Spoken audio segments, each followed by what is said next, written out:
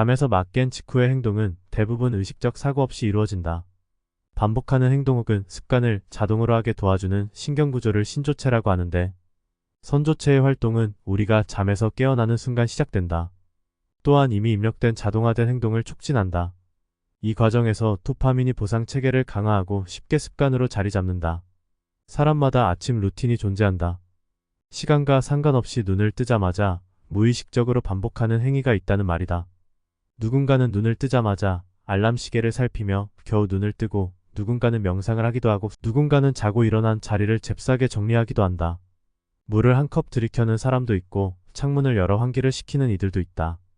이런 일은 어제와 오늘이 다르고 내일이 다른 행동이 아니라 아주 높은 확률로 반복, 지속되는 루틴일 것이다. 잠에서 막 깨어난 상태는 최면과 비슷한 효과가 있다. 이를 최면성 각성 상태 혹은 최면 유사 상태라고 한다. 우리의 뇌는 특정 가정이나 생각에 따라 천천히 큰 떨림을 방출한다. 이 떨림의 크기와 빈도에 따라 알파파부터 델파파로 구분할 수 있다. 의식이 완전히 깨어나지 않고 약간 비몽사몽한 상태, 즉 그 상태는 최면과 유사한 특성을 지닌다. 영화 올드보이는 최면 상태를 통해 각성 상태를 조종한다. 결국 사람의 인생을 좌우할 수 있는 영화적 설정은 현실에서도 비슷하게 일어난다. 잠에서 깬 직후의 상태는 외부 자극에 더 민감하고 수용성이 높다. 즉 최면 상태와 유사하다. 이때 어떤 암시나 제안을 넣으면 더 쉽게 받아들여질 여지가 있다. 가장 이완된 상태에서 주입되는 암시가 최면과 연결된다는 것은 그닥 놀라운 일은 아니다. 이때 반복하는 일이 습관을 형성하거나 사람의 생각과 인생을 새롭게 창조한다는 것에도 동의가 된다. 눈을 뜨자마자 무엇을 하는가? 아이가 성장하며 나 또한 다양한 방식으로 삶의 루틴을 고민한다. 7살 이후에 가장 중요한 삶의 루틴 중 하나는 침실에는 결코 전자기기를 갖고 들어가서는 안 된다는 법칙이다. 잠에서 깨어난 뒤에 우리가 하는 첫 생각, 첫 행동이 무엇인가? 아마 시계를 확인하는 것이다. 시계를 확인하면 곧바로 짧게 쌓인 메일이나 문자를 확인하고 간단한 알림을 확인할 것이다. 시계를 확인한다는 명분으로 우리가 하는 그 첫 행동이 문제다. 마케팅 전쟁터로 시작과 동시에 빨려 들어간다. 시간을 팔아 돈을 버는 플랫폼 기업들이 한 푼 파는 것 없이 세계적인 수익을 얻어내는 세상에서 우리는 눈을 뜨자마자 그것에 빨려 들어간다. 내가 가진 철칙 중 하나는 눈을 뜨자마자 처음 하는 행동이 그날 하루를 결정한다는 것이다. 20세기 중반 콜라트 로렌츠 박사는 거위 새끼가 부화한 후에 처음 보는 물체를 어미로 인식한다는 사실을 발견했다. 이것을 각인이라고 한다. 각인은 매우 즉각적으로 이루어진다. 이후 시간이 지나면 더 이상 각인이 일어나지 않는다. 태어나자마자 움직이는 첫 물체를 어미로 인식하는 과정은 보통 조류에게 일어나는데, 나는 조류와 인류가 0.01%의 연결성도 없다고 생각하지 않는다. 눈을 뜨자마자 연예인 기사를 읽은 사람이 있다고 해보자. 요즘과 같은 알고리즘 지능이 고도화된 사회에서 그 정보는 다른 정보를 끌어당긴다. 이 얼마나 직관적인 사고 흐름인가. 원숭이 엉덩이는 빨갛고 빨간 것은 사과, 사과는 맛있어. 맛있으면 바나나. 이처럼 인간의 사고 흐름은 앞에서 주어진 인식 대상의 짧은 연결성을 긋고 끊임없이 이어나간다. 그 사고의 흐름을 알고리즘이 기가 막히게 포착해주니 처음에는 연예기사로 시작했다가 나중에는 난데없는 정치기사나 전혀 관심 없었던 물건 사용 후기를 의식 없이 들여다보게 된다. 만약 눈을 뜨자마자 성경, 불경, 도덕경, 논어, 맹자, 책은담을 읽는다고 해보자.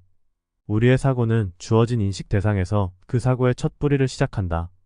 한참을 사고가 확장하다가도 책은 다시 중심으로 돌아오도록 한다. 아무리 떠내려가더라도 중심 바닥에 앵커가 단단하게 자리를 잡아주고 있으니 다시금 제자리로 돌아올 수 있다. 정처 없이 사고의 흐름으로 떠돌아다니는 것보다 조금은 안정적인 방식으로 중심을 잡고 사고를 제어할 수 있다. 집에는 TV가 없다. 태블릿도 없다. 스마트폰도 없다. 이것들은 업무에서 사용하고 배터리가 모두 소진되면 부엌 너머에 있는 세탁실의 세탁기 위 유일한 충전선에 연결된다. 간단한 문자를 확인하기 위해 꽤 귀찮은 거리를 이동해야 한다. 외부와 철저하게 단절하여 수도승 같은 삶을 살기 위해 이런 노력을 하는 것은 아니다.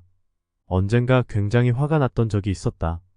꽤 오래전 일인데 당시만 하더라도 하고 있던 사업이 활력이 돌 때였다. 전화는 쉴 틈이 없이 울리고 문자, 알림이 미친 듯이 쏟아졌다. 이 와중에도 가장 나를 괴롭게 한 것은 스팸 문자와 스팸 전화였다. 보험, 주식 대출과 같이 무작위로 대상을 정하여 돌리는 그들의 마케팅 공격에 무기력하게 당해야 했다. 그들을 피하기 위해서는 꽤 큰 중요한 전화를 놓칠 여지가 있었다. 당시 업무의 특성상 입력되지 않은 전화번호는 모두 받아야 했기에 나는 매우 급한 상황에서 그 쓰레기 같은 전화를 모두 받아야 했다. 어디서 노출된지 알 수 없지만 점차 걸려오는 전화의 상당수가 광고, 주식, 대출, 보험 등의 성격이 늘었다. 한 번은 너무 화가 나서 이들 중 일부를 신고하고 행정처리 결과를 받았는지 확인까지 해봤다.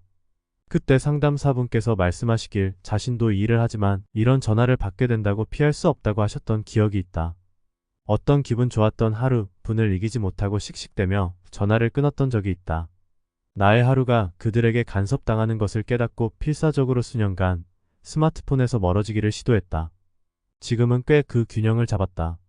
아이폰 13 미니는 괜찮은 선택이었다. 특정 시간과 장소에 따라 방해금지 모드를 설정하면 원하는 전화만 받을 수도 있고, 워낙 작은 화면 탓에 스마트폰을 들여다보는 습관도 줄어들었다. 쓰지 않으면 가방에 넣어두어 전자책을 꺼내어 본다.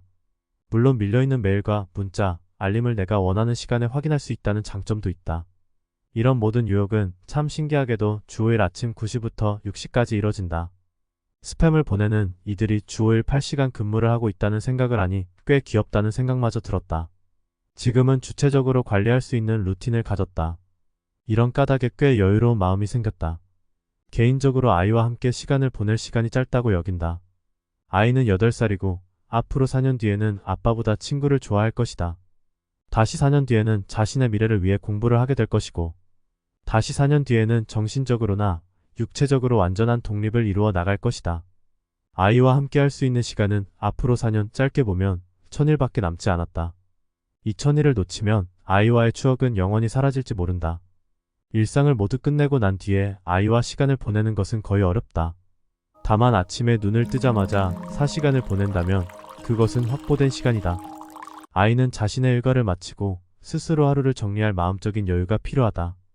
고로 아이와 해야 할 일을 아침에 함께하고 충분한 이야기를 하며 하루에 대한 좋은 기억을 가지고 각자 시작한다.